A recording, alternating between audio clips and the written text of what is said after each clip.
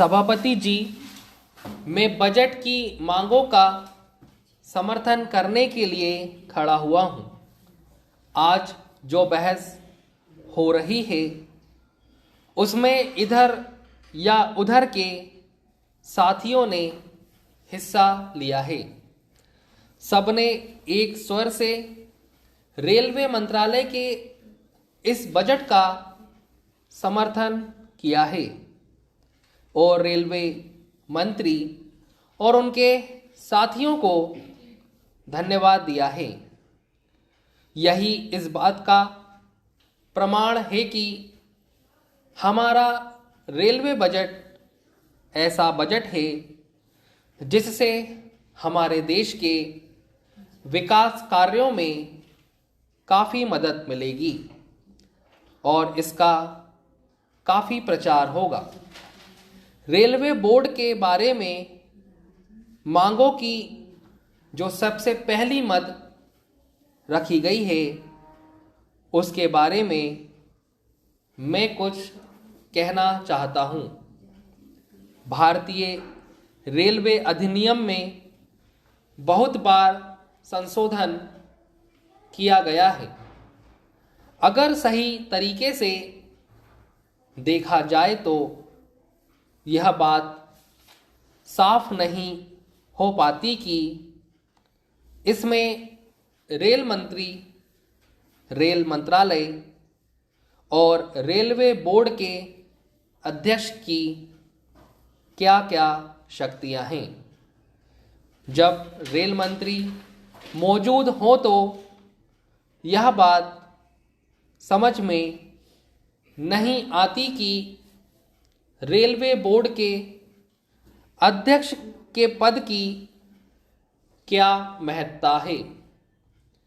मैं ऐसा समझता हूँ कि यह बहुत ही पुराना अंग्रेज़ों के ज़माने का बनाया हुआ कानून है जिसमें सुविधा के अनुसार संशोधन हो चुके हैं और अभी भी इसमें काफ़ी संशोधन की गुंजाइश है।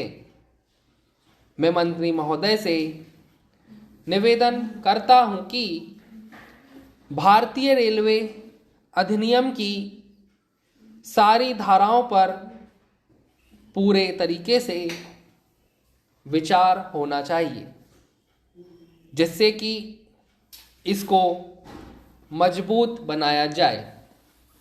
प्रशासन और वित्तीय दृष्टि से इसको मजबूत बनाएं। इसमें ऐसा परिवर्तन किया जाए जिससे रेलवे का काम सुचारू रूप से चल सके और सहयोग की भावना से सारे विभाग में काम हो सके।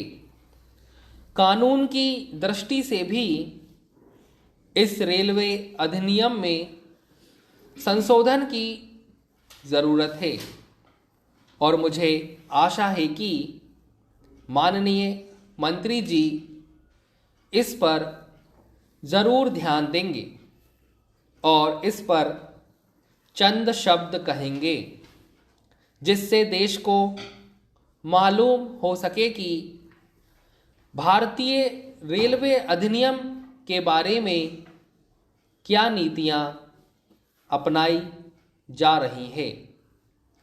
महोदय, सारे देश में रेलवे में किराया नहीं बढ़ाया गया है।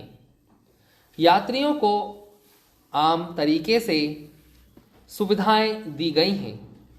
जिस तरह से इस देश में रेलवे के अंदर अनुशासन लाने के लिए उन्होंने प्रयत्न किया है उसका बहुत महत्व है। इससे देश को बहुत मार्गदर्शन प्राप्त हुआ है। हमें आशा और विश्वास है कि मंत्री महोदय के नेतृत्व में रेलवे का काम और अधिक कुशलता और तेजी गति से आगे